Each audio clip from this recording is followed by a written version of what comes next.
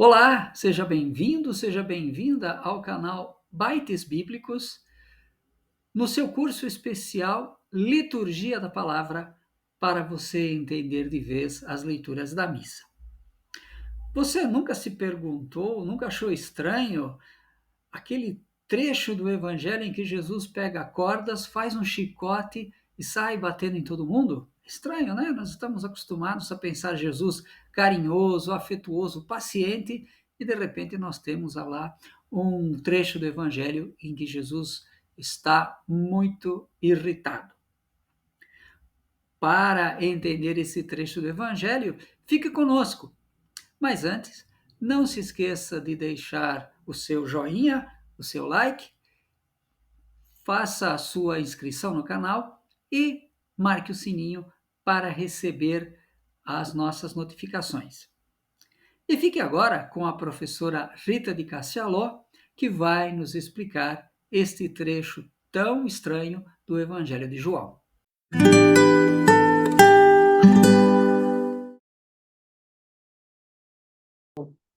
O objetivo do Evangelho de João, a gente tem no último versículo da primeira conclusão do Evangelho de João. O Evangelho de João tem duas conclusões. Esse do capítulo 20 é a mais antiga, e depois o capítulo 21 foi um acréscimo, então deve ter uma outra conclusão. Mas para o corpo do Evangelho de João, para nós, nesse momento, o importante está nesta conclusão. Então, na presença dos seus discípulos, Jesus fez ainda muitos outros sinais que não estão escritos neste livro. Estes, porém, foram escritos para que creais que Jesus é o Cristo, o Filho de Deus, e para que, crendo, tenhais vida em seu nome. Então, a finalidade do Evangelho está aqui, provocar a fé, fazer acreditar.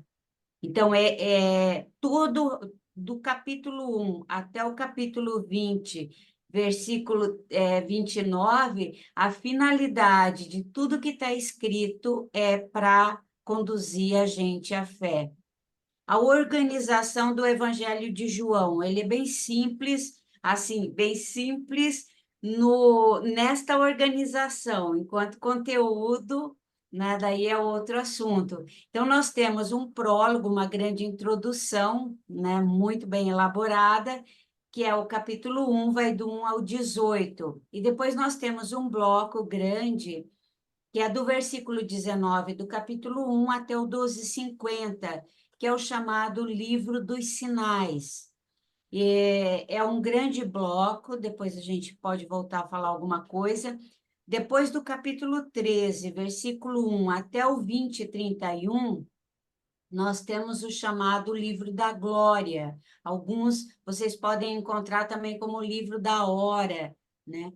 E o acréscimo, aquilo que eu falava para vocês. Então, capítulo 21, versículo de 1 a 25, é um acréscimo posterior.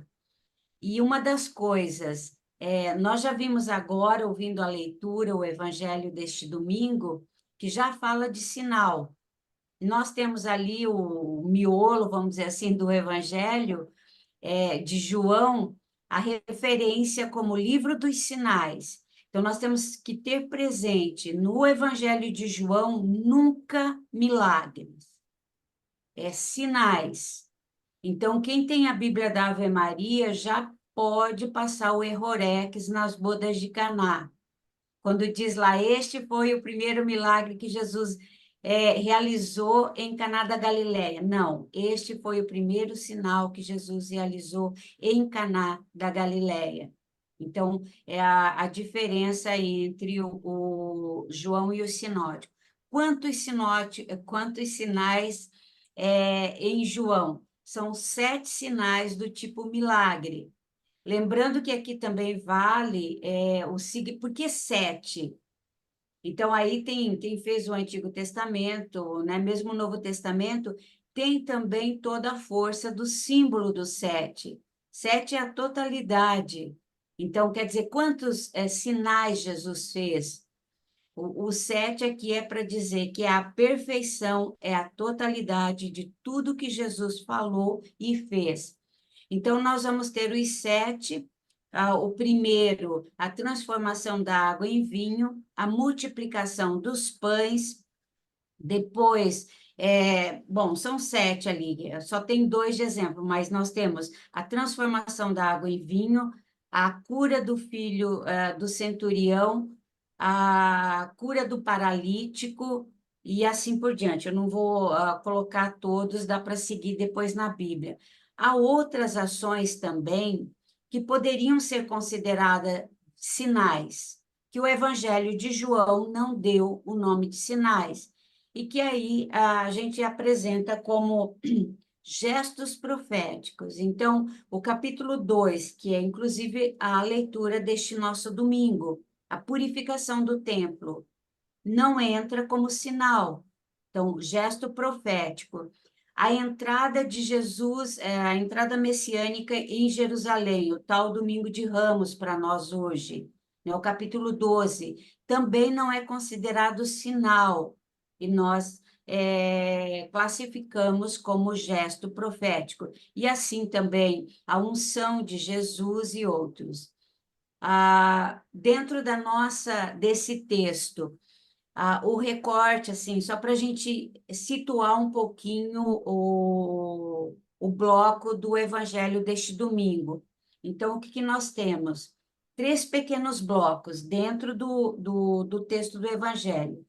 Do 13 ao 17, a purificação do templo, que é um dos textos que aparece nos 4 evangelhos. Do 18 ao 22, controvérsia com os chefes judaicos. 23 ao 25, Jesus em Jerusalém numa festa da Páscoa, né? Cada bloco tem o seguinte esquema: narrativa mais comentários do autor. Os comentários interrompem a narrativa, revela o que pensam e sentem os personagens. Então, a articulação desse evangelho como estrutura. A purificação do templo. Então, nós vamos ter ali, no versículo 13 ao 16, o gesto profético. Dentro desse gesto, né, profético, eu só queria colocar um detalhe antes. Nós começamos o texto, no versículo 13, diz assim: estava próxima a Páscoa dos judeus. Essa Páscoa dos judeus marca três anos da atividade de Jesus. E é por isso que na tradição diz que a vida pública de Jesus foi 3 anos, por causa do Evangelho de João. Então, aqui no capítulo 2, nós vamos ter a primeira indicação. Estava próxima a Páscoa dos judeus. Lá no capítulo 6, a segunda. E lá no capítulo 12, a terceira. Então, você tem 3 Páscoas e essas duas primeiras bem caracterizadas. Páscoa dos judeus. Então, toda a crítica por aí também entra essa questão do gesto profético, porque já está presente aqui, embutido uma crítica do autor, do jeito que a Páscoa está sendo celebrada, não representa a Páscoa, a antiga Páscoa de Moisés, ou a Páscoa da libertação do povo. É a Páscoa de um grupo, que nós vamos ver na sequência. Jesus, dentro desse bloco, fica escandalizado com o que está acontecendo no templo. Manipulação da fé, aquilo que eu falava para vocês, dentro do gesto profético. Então, o questionamento aqui é o uso abusivo da religião. Desvio de finalidade, usar a casa de Deus para interesses próprios, né? Fé demais não cheira bem, né? Então, a verdadeira fé não é o cumprimento dos ritos e normas, mas a prática da lealdade e respeito à vida. Então, por trás desta purificação em João, está contido esses elementos. Por isso, nós chamamos aqui de gesto profético. Há uma denúncia, né? Então, transformaram em que a casa de Deus. A controvérsia com os judeus. Aqui, diferente dos evangelhos sinóticos, que nos evangelhos sinóticos, normalmente aparecem grupos intitulados. Jesus entra em debate com fariseu, com saduceu, com sacerdote e tudo mais. Em João, há sempre os judeus. E os judeus, na verdade, representam as autoridades judaicas. Isso é uma constante no Evangelho de João. Então, a discussão está do versículo 18 ao 20 e o comentário no 21, 22. A técnica do mal-entendido. Um personagem fala alguma coisa, o intelector entende outra. Isso é uma prática no Evangelho de João, né? Este templo, Jesus está falando do corpo, os outros entendem como a construção, o edifício do templo. Esta questão da técnica do mal-entendido aparece em vários textos do Evangelho de João. Ele provoca discussão, ele leva a pensar, ele proporciona ao autor explicar ou corrigir alguma outra fala. O anúncio da paixão e ressurreição, que está dentro desse contexto. Só depois os discípulos creram, que aparece ali no finalzinho desse bloco. Então, lembra que nós começamos agora há pouco falando qual a finalidade do Evangelho de João? Levar a crer. Os discípulos creram. Cumpriu-se a finalidade. Isso, quem não tiver nada para fazer na vida, né, porque vai chover daqui uns dias, dá para percorrer o Evangelho de João e observar que a cada sinal, a cada controvérsia, vocês vão ter sempre sempre esse refrão, e creram nele. E vai ter aqueles que não acreditam, quer dizer, a repetição de que se cumpriu o objetivo do Evangelho. Jesus em Jerusalém durante a festa ainda, o sumário que é o versículo 23 e 24, e mais o comentário do versículo 25. O destaque para o verbo crer, acreditar.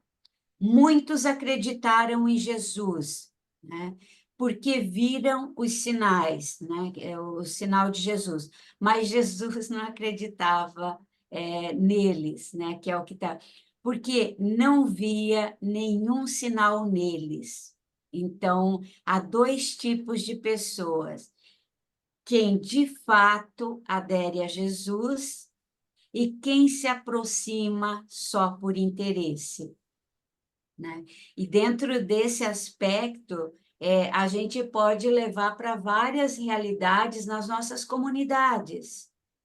Quem busca porque quer sinal, e sinal que depois, lá na segunda leitura, vai aparecer a questão de que alguns pedem sinais, mas não é o sinal de Deus presente na nossa vida, é sinais de glória, sinais de extraordinário. Então, Jesus diz que não crê nesses, né, que é o que aparece, deixa eu só voltar aqui, né, quem de fato crê e adere a Jesus, e quem se aproxima ou que usa o nome de Jesus só para justificar seus interesses, né?